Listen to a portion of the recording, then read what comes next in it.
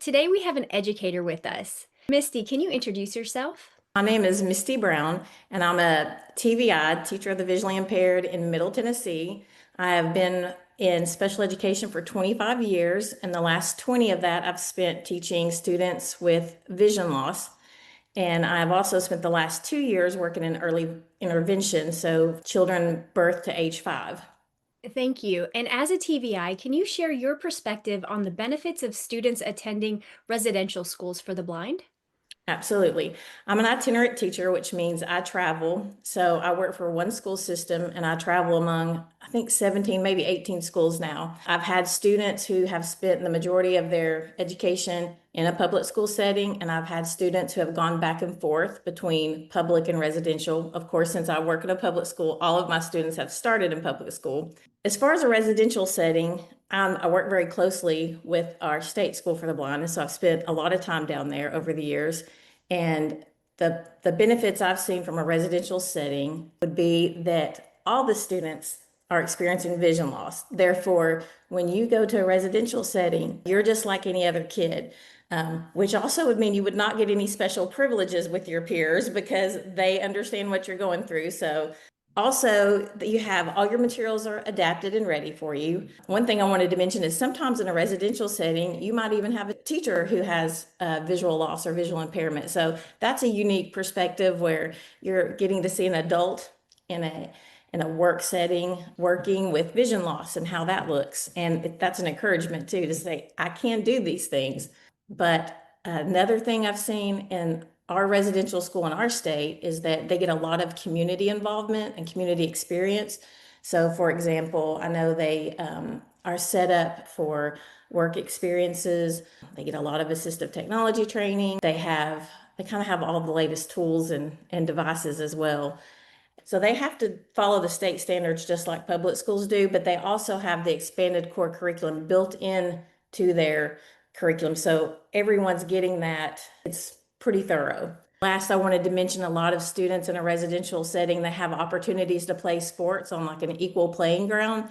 So whereas we have soccer in public school, you might play go ball at a residential school. So in a public school setting, you're not going to see go ball because it's meant for students with vision loss. And so that's a sport that they can play that is adapted to their needs, and it's very competitive and it's fun to watch. I've watched it. But they have the debate teams, they have cheerleading, wrestling, and they compete often across the United States. They're pretty involved in their sports, which is pretty neat. Thank you. And can you share your perspective on the benefits of students attending public schools?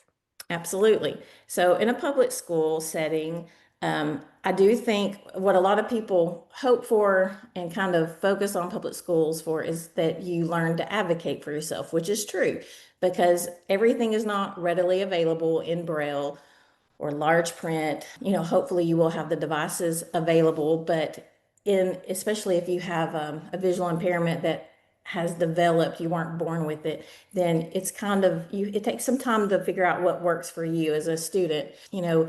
Life goes on, education goes on, so you're in a setting where you're figuring things out. Everything is not immediately adapted. It has to be done to fit your needs, and that you have to determine what your needs are, right? As a team, as an IEP team. So that's one maybe downfall is that everything's not readily available, but a plus is that you learn to advocate for yourself and you learn to really evaluate your needs and learn how to speak on those needs, which is a very positive thing.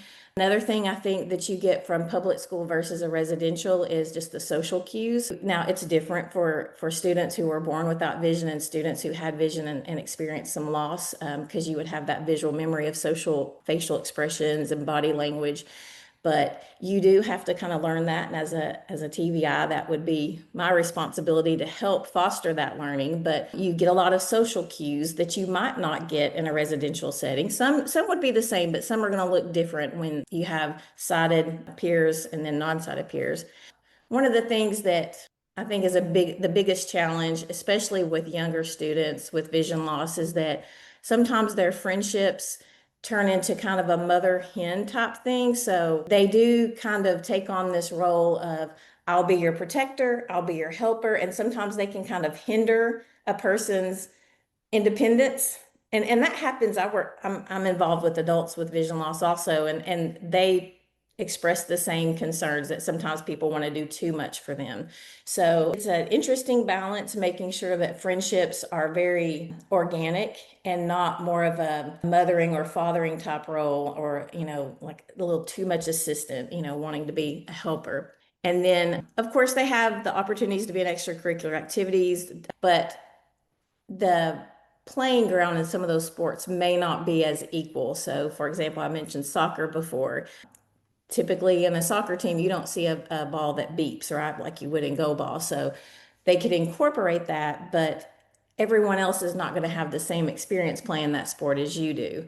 And of course, that depends on the level of your vision loss, but there's absolutely benefits to both. I think one of the things that parents should keep in mind, especially parents, because I think that whichever placement you choose is very, very personal.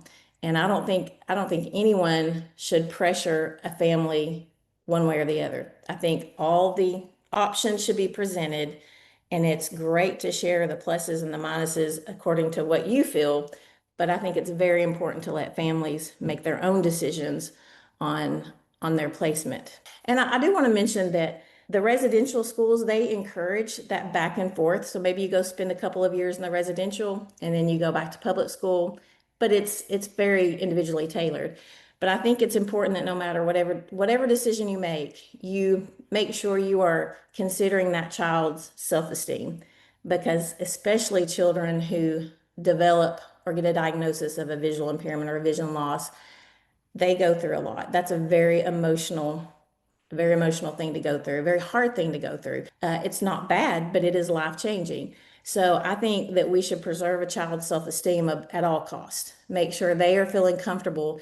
And I think it's important to let kids know it's okay to enjoy school. You don't need to focus on making it difficult for yourself. If public school's not working for you, if it's too hard because of your vision loss, because maybe things aren't adapted as quickly as you need them, or things like that, that's okay to go to residential school. That is not that you have failed at anything. You are choosing what works best for you. And what works for one student with vision loss may not work for another. So we don't compare ourselves to someone else.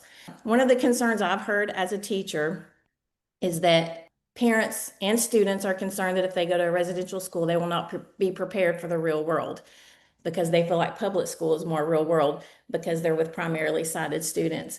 And I just want to say, as a parent of a teen who just graduated high school, you are not ready for the real world when you graduate high school. So that's not something you should focus on. I think it's more important to make sure that their academic, social, emotional needs are being met, especially during their childhood. And so you better make the choice that checks all those boxes first, so that you are releasing a child into the real world that has confidence, self-esteem, they know how to advocate for themselves, and don't be afraid to help a child who is stumbling and falling, because we all do that for our children. But that's just my take on the two. I don't think either is a perfect option or a bad option. I think it's very individual to the child. Thank you so much.